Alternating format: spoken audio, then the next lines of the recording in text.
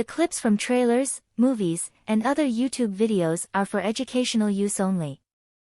Enjoy our video podcast. Where did this come from? That is a question we've all asked ourselves at one point or another on anything and everything in life. We always ponder, how did X situation or Y concept come to be, right? Like nuclear physics, for example. We now know that the origins of nuclear science comes from the Manhattan Project with the leading guidance of Oppenheimer. But when it comes to project management, I've noticed that it seems a lot of people don't ponder where it comes from. It's almost as if project management is just kind of accepted as something that's always happened, right? I mean, a lot of people say, well, if you were to look at when the pyramids were being made, project management was there then. They just didn't know what it was. But with the way project management is set up, with their processes,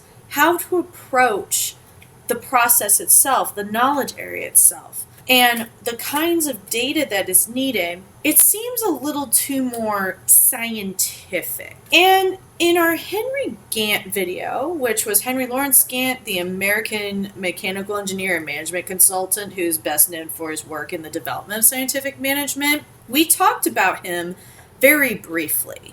And we talked very briefly about his invention of the Gantt chart, which is one of those tools and techniques in schedule management. But we really didn't look into the origins of project management. And so to do that, we must go back in time in history, not to the pyramids of Giza, not to the Great Wall of China, but to a specific individual named Frederick Winslow Taylor. And in 1911, he published his monograph, The Principles of Scientific Management. And what Taylor did is argued that flaws in each work process could be scientifically solved through improved management methods, and that the best way to increase labor productivity was to optimize the way the work was done. Taylor's methods for improving worker productivity can still be seen today at companies, in modern militaries, and even in the world of professional sports. Now, you may also consider the Ford company and how they improved the supply chain for Ford Motors. But this is a little different. This is really going into understanding how to increase productivity. Because of course, scientific management is a theory of utilizing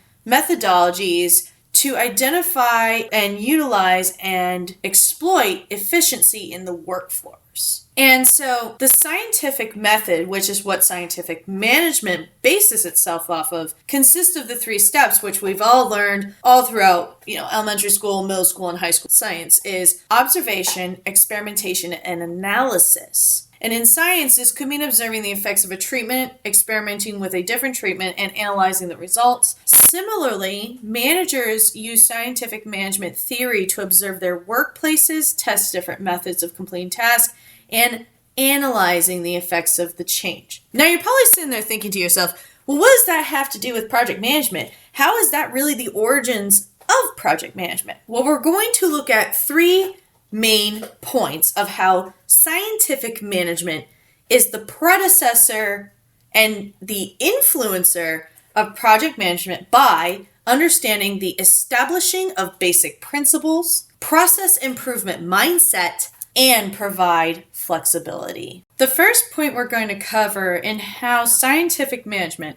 is not only the predecessor to project management, but also the influencer of it. Now, scientific management is based on 4 basic principles in itself. Choosing methods based upon science, assigning workers to tasks based on natural skill set, monitor your workers' performance, and then divide workloads appropriately between workers and managers. Now, you're probably sitting there listening to that, and you can kind of already see a couple of those are almost the same when it comes to project management knowledge areas, right? Now, scientific management doesn't really focus on necessarily phases, but project management does.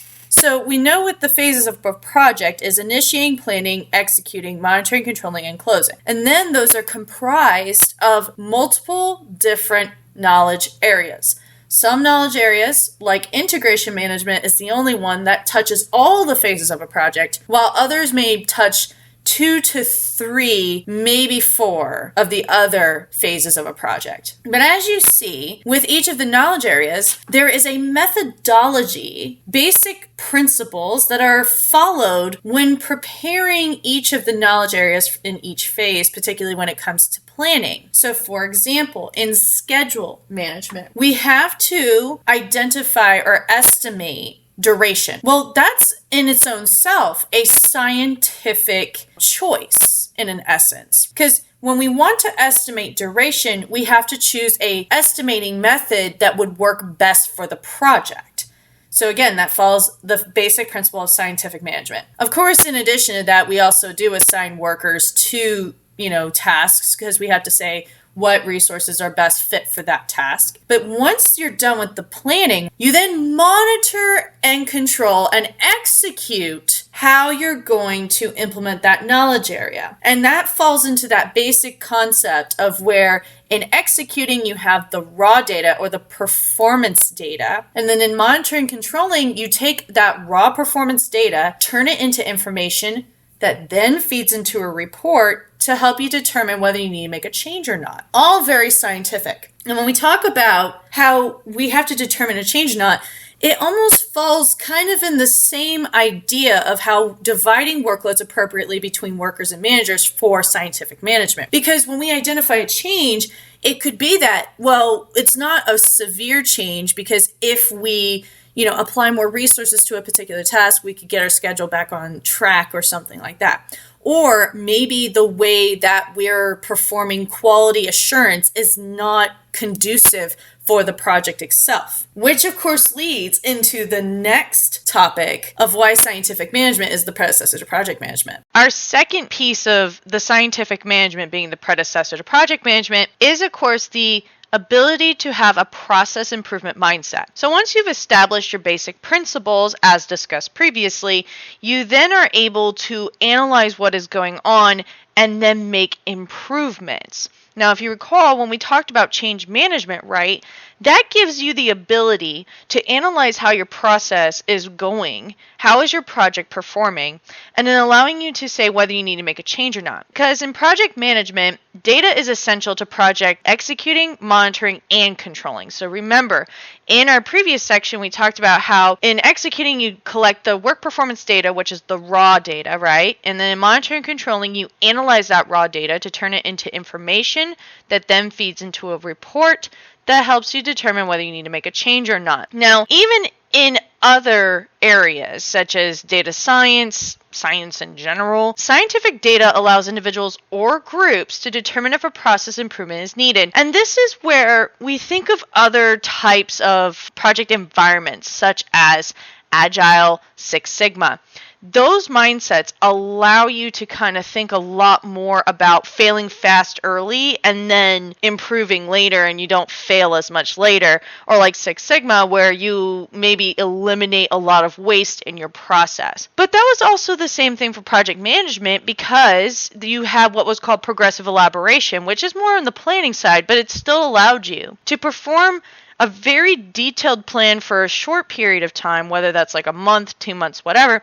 And then when you plan the next 2 months, you're able to take lessons learned. It's just not as defined as how Agile would be, or more particularly in Agile would be like Scrum. And process improvement allows a project to adjust accordingly and within reason so that the project is not impacted. Because again, you can't just change something in the project because you just don't like it afterwards, or because you decided to change your mind on a whim. That's not going to work. In fact, if you're constantly changing, it means you didn't properly plan. Just as with the scientific management, if you're not really planning out how your process is going to work and you're not choosing methods based upon science, you are setting yourself up for potential failure. And with a process improvement mindset, that then leads into our third point. The third and final point as to how scientific management is the ancestor to project management is that it provides flexibility. According to Villanova University, the scientific management theory is flexible enough to be applied in just about any industry. And this is also very noticeable in project management as well. We see this all throughout the different processes,